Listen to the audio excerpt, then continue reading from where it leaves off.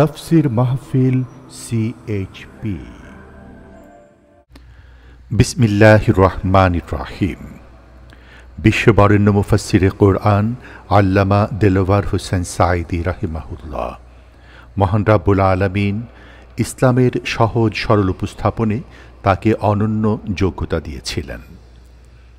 এখন ইসলামী রাষ্ট্রের কল্যাণময় চিত্র এ বিষয় নিয়ে আলোচনা করছেন আল্লামা দেলোয়ার হোসেন সাঈদী। শব্দধারণ মাহসিন সাউন্ড সিস্টেম, প্রযোজনায় সিএইচপি। শুধু তাফসীর মাহফিল সিএইচপি চ্যানেলে আল্লামা সাঈদীর মূল্যবান আলোচনা এখন দেখতে পাবেন। বিষয় ইসলামী রাষ্ট্রের কল্যাণময় চিত্র। সূরা লোকমানের মধ্যে তিনি তার ছেলেকে ডেকে বলেছেন, ইয়া বুনাইয়া আকিমিস সালাত ওয়া আমুর বিল মারুফ ওয়ানহা আনিল মুনকার ওয়াসবির আলা মা আসাবাক ইন্না যালিকা মিন আজমিল উমুর। আল্লাহ পাক বলছেন, ইয়া বুনাইয়া, হযরত লোকমান হাকিমের কথা আল্লাহ পাক কোরআন শরীফে তুলে দিয়েছেন। সুবহানাল্লাহ। তিনি তার ছেলেকে ডেকে বলছেন, ইয়া বুনাইয়া, হে কলিজার টুকরা সন্তান, আকিমিস সালাত, নামাজ প্রতিষ্ঠা করো। সুবহানাল্লাহ। নামাজ কায়েম করো। ওয়ামুর বিল মারুফ, ভালো কাজের আদেশ করো, নেক কাজের আদেশ করো। ওয়ানহা আনিল মুনকার, আর খারাপ কাজ দুয়াতে বিরাও। ওয়াসবির আলা মা আসাবাক, আর বিপদ আসলে ধৈর্য ধারণ করো। এই কাজটা হলো এমন, এই কাজ করতে গেলে বিপদ আসবে। এই কাজ করতে গেলে কি হবে? বিপদ আসবে। আপনি যখনই অন্যায় কাজের প্রতিরোধ করবেন, বিপদ আসবে। তখন এই বিপদের সময় ধৈর্য ধারণ করতে হবে। বিপদের সময় কি করতে হবে? ধৈর্য ধারণ করতে হবে। প্রিয় ভাই সব, এই কাজটি করেছিলেন নবী করিম সাল্লাল্লাহু আলাইহি ওয়াসাল্লাম। নবী করিম সাল্লাল্লাহু আলাইহি ওয়াসাল্লাম এই কাজ করে ইন্তেকাল করলেন। হযরত আবু বকর রাদিয়াল্লাহু তাআলা আনহু, তিনি মুসলিম জাহানের খলিফা হলেন। দেখেন, ভালো কাজের আদেশ, অন্যায় কাজের নিষেধ করলে পরে সমাজের চিত্রটা কিভাবে বদলে যায়। হযরত আবু বকর, তিনি হচ্ছেন খলিফাতুল মুসলিমিন, আমিরুল মুমিনিন। হযরত ওমরকে তিনি বানালেন বিচারপতি। ইতিহাস লিখছে, ফামাকাসা আমান কামিলান ফালাম ইয়াখতাসিম ইলাইহি ইসনান। একটা বছর পার হয়ে গেল।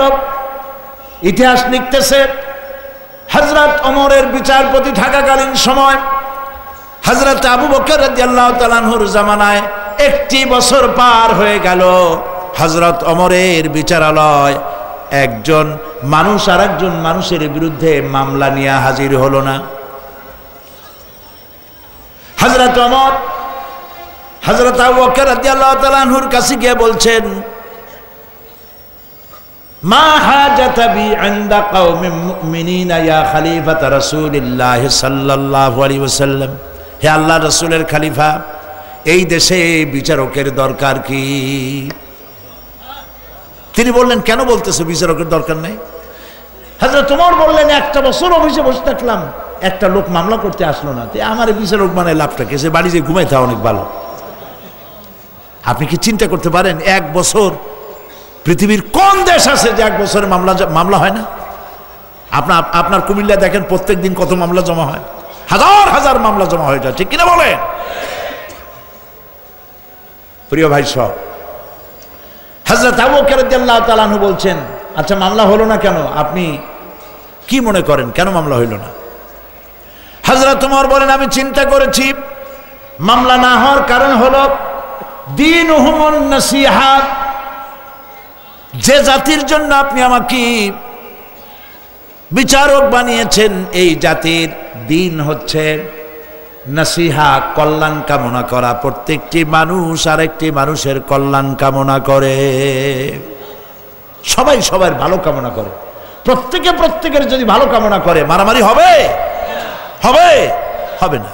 আমরা ভারতের, আমরা ভালো কামনা করি, তারা ভালো থাকুক, সুখে থাকুক কামনা করি। তারাও যদি আমাদের ভালো কামনা করতো, তাহলে কি ঝগড়া ফাসাদ বাঁধে? বাজে না। আপনি যদি আপনার প্রতিবেশীর সঙ্গে ঝগড়া না করেন, যদি শুভ কামনা করেন, তাহলে কোনো সমস্যা হবে? হবে না। হযরত ওমর বলেন, ওয়া মানহাজুহুমুল কোরআন, আপনি আমাকে যেই জাতির জন্য বিচারক বানিয়েছেন, এই জাতির মানহাজ, এই জাতির দস্তুর, এই জাতির কনস্টিটিউশনের নাম হলো কোরআন শরীফ। কোরআন দিয়ে দেশ শাসন তারা করতে চায় এবং করছে। ওয়া আমালুহুম আল আমরু বিল মারুফ ওয়ান নাহয়ু আনিল মুনকার, আর এই জাতির আমল হলো ভালো কাজ এর আদেশ করা, অন্যায় কাজ থেকে ফিরায়। প্রত্যেকটি মানুষ একজন আরেকজনকে ভালো কাজের আদেশ করে আর অন্যায় দেখতে দুই হাতে ফিরায়। সুবহানাল্লাহ, এরা হলো তাদের আমল।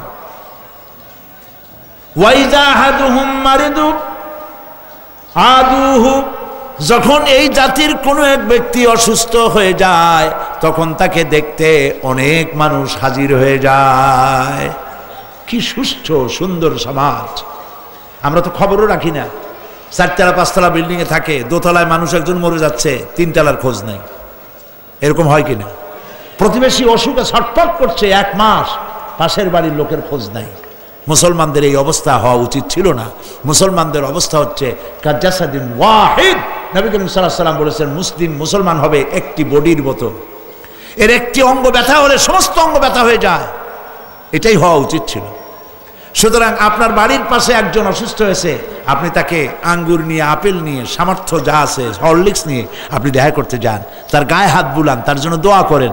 শত্রুতা হবে না মহব্বত বাড়বে? কি বাড়বে?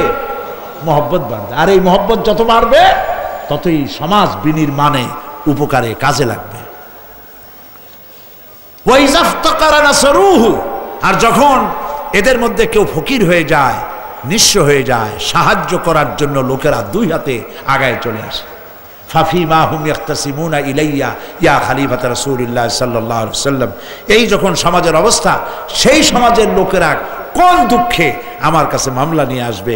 কেউ মামলা নিয়ে আসে নাই, আসারও সম্ভাবনা নাই। এই ধরনের একটি সমাজ প্রতিষ্ঠা করেছিলেন নবী মুহাম্মদ রাসূলুল্লাহ, বলেন সাল্লাল্লাহু আলাইহি ওয়াসাল্লাম।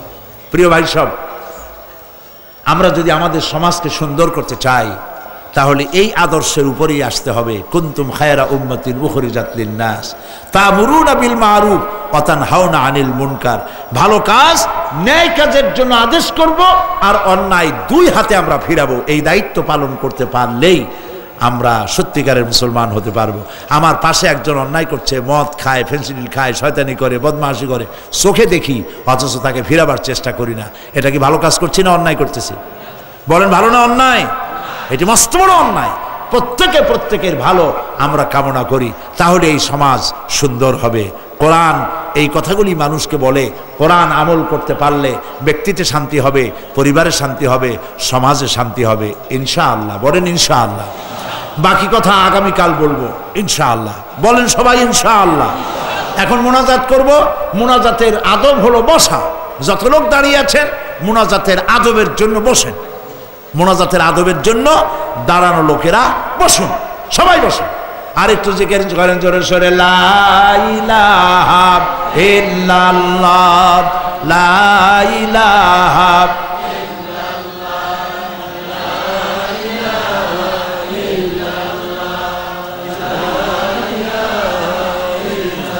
একটু থামেন, একটু থামেন। এই যে মোনাজাত করতে বললে গত বছরও দেখছি কিছু লোক রওনা করেন। এটা এই লক্ষণটা কি? এটা কি একটা ভালো কাজ? কি অন্যায়! এখানে যেমন ভিডিও ক্যামেরা আছে, ভিডিওতে যেমন ছবি ধরে, আল্লাহর ভিডিও ক্যামেরা আছে। ফের হাত তুলি আমরা কার কাছে? বলেন না কার কাছে? যখনই বলা হলো মোনাজাত করবো আল্লাহর কাছে, তখন যদি পিঠ ফেরাই হাঁটেন, ফেরেশতার দৃষ্টিতে আপনি কি হবেন? নিজের কথা নিজেরাই চিন্তা করেন। কপাল খারাপ।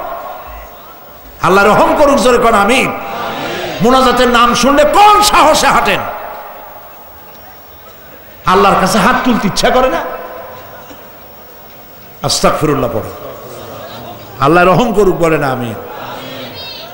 আগামীকাল সকাল 10টায় না 9টায় প্রতি বছরের মতো মা বোনদের জন্য এখানে মাহফিল হবে। আলহামদুলিল্লাহ বলেন।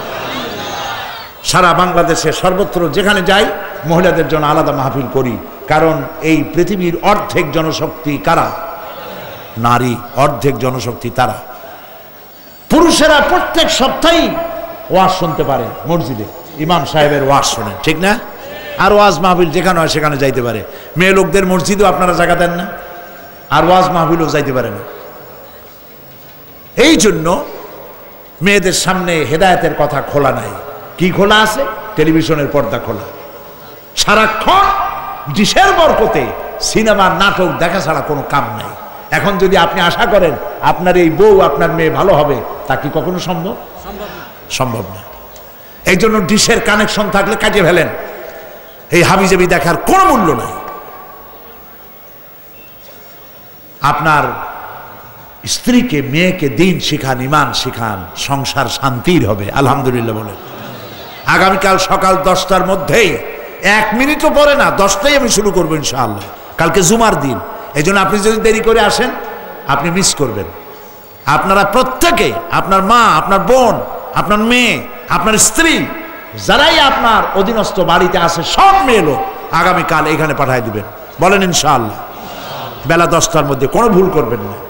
আমি তাদের প্রশ্নের জবাব দেব। মহিলাদের অনেক প্রশ্ন থাকে যা স্বামীর কাছ থেকে জানতে পারে না, স্বামী জানে না, বুঝাবে কি? অনেক প্রশ্ন আছে, এরকম হয়ে থাকে, হয় না? হয়। সেই জন্য তারা বিভিন্ন প্রশ্ন করবেন, সেই প্রশ্নের জবাব দেব। প্রশ্নগুলি কি রাত্রে লেখাই দিয়েন আপনি, অথবা তিনি নিজে লিখবেন। কালকে সকালে এসে আগে প্রশ্ন জমা দিবেন, প্রশ্নের জবাব হবে, তারপরে আলোচনা হবে, হেদায়েতমূলক কথা হবে, যদি আল্লাহ দয়া করে বলান। বলি আমিন। তারপরে আগামীকাল শেষ দিন, দলে দলে লোকেরা আসবেন। 3 দিনের আখিরি মোনাজাত হবে কালকে। সেই বিশেষ মোনাজাত বড় আকর্ষণ। আর কোরআনের কথা শোনার জন্য সদল বলে চলে আসবেন। কোনো ভয় পাবেন না, বুশ আমাদের কিছু করতে পারবে না ইনশাআল্লাহ। বলেন ইনশাআল্লাহ। এই ভারত এগুলি যা করতেছে মতলব বাস। আমার দেশে, আমার ঘরের মধ্যেই শত্রু, ঘরের শত্রু বিদেশকে খেপায় দিয়েছে। এটা কি আপনারা বুঝতে পারেন? এটা কি বুঝতে পারেন? ঘরের শত্রু বারবার ভারতে গিয়ে, বারবার আমেরিকায় গিয়ে তাদেরকে বাংলাদেশ সম্পর্কে ভুল বুঝাইছে, বলেছে এখানে নাকি তালেবান আছে। আরে বাবা, তালে লাঠি দিয়ে আমরা করবো কি? আমার তালেবানের দরকার কি? আফগানিস্তান আমার আদর্শ নয়, পাকিস্তান আমার আদর্শ নয়, ইরাক আমার আদর্শ নয়। আমার আদর্শ মদিনাতুর রাসূল সাল্লাল্লাহু আলাইহি ওয়াসাল্লাম। রাসূল যেখানে শুয়ে আছেন, তিনি যে আদর্শ প্রতিষ্ঠা করেছিলেন, সেটাই আমার আদর্শ। আমার কোনো তালেবানের প্রয়োজন নাই। ওরা মিথ্যা কথা বলে বলে এখানে তালেবান আছে, এখানে হরকতুল জিহাদ আছে, এখানে লাদেন বাহিনী আছে, এইসব কথা বলিয়া আমেরিকার ভারতকে খেপাইয়া ভারত আমাদের মুসলমানদেরকে সেই দেশের নাগরিক ঠেলে দেওয়ার জন্য চেষ্টা করতেছে। আমেরিকা আমাদেরকে কালো তালিকাভুক্ত করছে। ওরা করুক, ওদের কালো তালিকা ভুক্তিতে আমার কিছু আসে যায় না ইনশাআল্লাহ। আল্লাহর রহমত যথেষ্ট। আমরা যদি মোমেন হই, ইমান রাখি, ওয়া কানা হাক্কান আলাইনা নাসরুল মুমিনিন, মোমেনদেরকে আল্লাহ সাহায্য করবেন। আর যদি জাতি মুনাফিক হয়, তাহলে ইঁদুরা বাঁদরের লাথি খাওয়া লাগবে। ঠিক বললাম কি না? প্রিয় ভাই সব, সেই জন্য আগামীকাল মাহফিলে বেশি পরিমাণ লোক আসবেন ইনশাআল্লাহ। প্রতি বছরের মতো আগামীকাল হবে, দোয়া হবে, আলোচনা হবে। আর ড্রাম আছে, বাজাবে নাকি? চতুর্দিকে ড্রাম আছে। বুঝেন তো কেন আছে? এই বিশাল মাহফিল, কত বড় প্যান্ডেল চিন্তা করেন, কত লাইট, কত প্যান্ডেল, কত গেট, তারপরে মাইক তো ঢাকা থেকে আনতে হয়, কুমিল্লার মাইক দিয়ে তো এটা কন্ট্রোল করা সম্ভব না। সেই জন্য প্রিয় ভাই সব, আপনারা মেহেরবানি করে আপনাদের টাকা পয়সা যাওয়ার সময় ড্রামগুলিতে ফেলে যাবেন, যাতে করে মাহফিল কর্তৃপক্ষ কোনো ক্রমেই ঋণগ্রস্ত না হয়ে যায়। বলেন আমিন। দেবেন তো পয়সা? আর আগামীকাল বেশি করে পয়সা নিয়ে আসবেন পকেটে করে। পয়সা কারে দিবেন? আল্লাহরে দিবেন। কারে দিবেন? ওয়াকরিদুল্লাহ কারদান হাসানা, আল্লাহ পাককে দিবেন। এ কাজ হলো তাআওয়ানু আলাল বিররি ওয়াত তাকওয়া, ভালো কাজে সহযোগিতা করার জন্য আল্লাহ পাক বলেছেন। গেল 1 নম্বরের কথা। 2 নম্বরের কথা হচ্ছে যে 2-3 দিনের আলোচনায় কোরআন শরীফ বোঝা যায় না। কোরআন শরীফ বোঝার জন্য তাফসীর সরাসরি পড়া লাগে। যে তাফসীরখানা পড়লে কোরআন বোঝা সহজ হয়, তার নাম তাফহিমুল কোরআন। বলেন তো নামটা কি? তাফহিমুল কোরআন। আরেকটি হচ্ছে অমর শহীদ সৈয়দ কুতুব শহীদ রহমতুল্লাহ আলাইহি, তার লেখা ফি জিলালিল কোরআন, 22 খণ্ড ফি জিলালিল কোরআন, 5000 টাকা দাম হাদিয়া। কিন্তু আল কোরআন একাডেমি লন্ডন তারা এর হাদিয়া রেখেছে তাফসীর মাহফিল উপলক্ষে মাত্র 2500 টাকা। পুরা 30 পারা কোরআন শরীফ আপনি নিয়ে যেতে পারবেন। তাফহিমুল কোরআন আরও কম হাদিয়া দেওয়া হচ্ছে, আপনারা সেগুলি নিয়ে যাবেন। আর আপনারা জানেন আলহামদুলিল্লাহ আমার ওয়াজগুলি তাফসিরগুলি এখন লেখা বইয়ের আকারে, তাফসিরের আকারে, বিশাল গ্রন্থের আকারে বাজারে বেরিয়ে গেছে আলহামদুলিল্লাহ। কারণ হলো ক্যাসেট তো সারা পৃথিবী ছড়িয়ে আছে, একদিন ক্যাসেটও থাকবে না, একদিন আপনাদের সাইদিও থাকবে না। সেদিন যাতে ঘরে ঘরে অন্তত যা বলেছিলাম সেগুলো যেন ঘরে ঘরে থাকে, সেই জন্য কিতাব লিপিবদ্ধ হয়েছে। ওরা নাম রেখেছে তাফসিরে সাইদি। ইতিমধ্যেই তাফসিরে সাইদি সূরা ফাতিহা আপনারা পেয়েছেন, আমপারাও আপনারা পেয়েছেন। এখন আসছে তাফসিরে সাইদি সূরা আসর। সূরা আসরের উপরে তাফসির করেছিলাম চট্টগ্রামে 5 দিন। 36 জন হিন্দু খ্রিস্টান মুসলমান হয়ে গিয়েছিল। 788 পৃষ্ঠা ছোট্ট সূরাটির তাফসির, 788 পৃষ্ঠা। ইমাম শাফি রহমতুল্লাহ আলাইহি বলেছেন সূরা আসর যদি কেউ বোঝে আর যদি কেউ আমল করে, তার হেদায়েত হওয়ার জন্য, জান্নাতে যাওয়ার জন্য কোরআনের এই ছোট্ট সূরাটাই যথেষ্ট। সূরা আসরের তাফসির পাওয়া যাবে তাফসিরে সাইদি, সূরা আসর এবং সূরা ফাতিহা, আমপারা, এগুলি আপনারা ওখানে পাবেন। এই রাস্তায় যে দোকানগুলি নিয়ে বসা আছে বিভিন্ন জায়গায় আছে, কোথায় আছে খুঁজে বের করে নেবেন, আপনারা পেয়ে যাবেন ইনশাআল্লাহ। আজকে না নিতে পারেন এই বিশাল গ্রন্থ, মাত্র এর হাদিয়া রেখেছে মাত্র 200 টাকা, বিশাল গ্রন্থ। আপনারা আজকে না পারেন আগামীকাল টাকা সংগ্রহ করে নিয়ে আসবেন এবং তাফসির আপনাদের ঘরে ঘরে এই তাফসির থাকুক, আমি এটা চাই। আপনারা পড়ে কোরআন হাদিস এবং বিজ্ঞান দর্শন দিয়ে কোরআন বোঝার সহজ সুযোগ আল্লাহ আমাদের সবাইকে দান করুন, আমরা বলি আমিন। মোনাজাতের পর আজান হবে, নামাজ পড়ে যাওয়ার সময় সবাই ড্রামগুলিতে টাকা করে দিয়ে যাবেন। আগামীকাল 10টায় আপনাদের মা বোনদের কিনে এখানে হাজির হয়ে যাবেন। আল্লাহুম্মা আমিন। রব্বানা যালামনা আনফুসানা ওয়া ইন লাম তাগফির লানা ওয়া তারহামনা লানাকুনান্না মিনাল খাসিরিন। রব্বুল আলামিন, হাজার হাজার মুসলমান নরনারী, বৃষ্টি ছিল, বৃষ্টিকে উপেক্ষা করে তোমার বান্দা বান্দিরা মাহফিলে হাজির হয়েছেন। আয় আল্লাহ তাআলা, দীর্ঘক্ষণ আমরা কোরআনের কথা বললাম, তোমার হাবিবের কথা বলেছি, দয়া করে সওয়াবটুকুন নবী করিম সাল্লাল্লাহু আলাইহি সাল্লামের রূহ মুবারকে পৌঁছে দাও। আয় আল্লাহ তাআলা, আমাদের মধ্য থেকে মা বাপ যাদের দুনিয়া থেকে বিদায় হয়ে গেল, কবরগুলিকে জান্নাতের টুকরায় পরিণত করে দাও। রব্বির হামহুমা কামা রব্বায়ানি সগীরা। সবাই পড়েন রব্বির হামহুমা কামা রব্বায়ানি সগীরা। হায় আল্লাহ তাআলা, तमाम পৃথিবীতে আজ মুসলমানেরা বড়ই বিপদে। আল্লাহ তুমি দয়া করে মুসলমানদের সাহায্যকারী হয়ে যাও রব্বুল আলামিন। ভারতের বন্য সরকার, ভারতের অমানুষ সরকার মুসলমানদেরকে ঠেলে, মুসলমান নরনারী, ছোট্ট ছোট্ট মাসুম বেগুনা বাচ্চা হাজার হাজার সীমান্ত এলাকায় উন্মুক্ত আকাশের নিচে দিনের পর দিন না খেয়ে পড়ে আছে। আয় আল্লাহ তাআলা, ভারতের অসভ্য এই সরকারের হাত থেকে ভারতের মুসলমানদেরকে আল্লাহ তুমি হেফাজত করো। আল্লাহ তাআলা, মানুষের প্রতি যে সরকার মানুষকে দয়া করতে পারে না, তারা কি মানুষ? আল্লাহ তাআলা তুমি দয়া করে ওদেরকে হেদায়েত দিয়ে দাও, ওদের কলিজার মধ্যে ভয় দিয়ে দাও। আল্লাহ তাআলা, মানুষের উপরে, মুসলমানদের উপরে তারা নির্যাতন যাতে বন্ধ করে দেয়। আল্লাহ তাআলা তুমি দয়া করে মুসলমানদেরকে সাহায্য করো। পৃথিবীতে যত জায়গায় মুসলমানেরা বিপদে আছে, সমস্ত বিপদগ্রস্ত মুসলমানদেরকে আল্লাহ তুমি সাহায্য করো। আল্লাহ তাআলা, তোমার সাহায্য আমরা কামনা করি। আমরা অপরাধী, আমরা গুনাহগার। আল্লাহ তুমি কাফের বেঈমান দিয়ে আমাদেরকে মার খাওয়ায় না। আল্লাহ তাআলা রব্বুল আলামিন, তুমি দয়া করে বাগদাদকে হেফাজত করো, ইরাককে হেফাজত করো রব্বুল আলামিন। বসনিয়া, চেচনিয়া, আফগানিস্তান, কাশ্মীরকে আল্লাহ তুমি দয়া করে হেফাজত করো। আমার জন্মভূমি বাংলাদেশের স্বাধীনতা হেফাজত করো।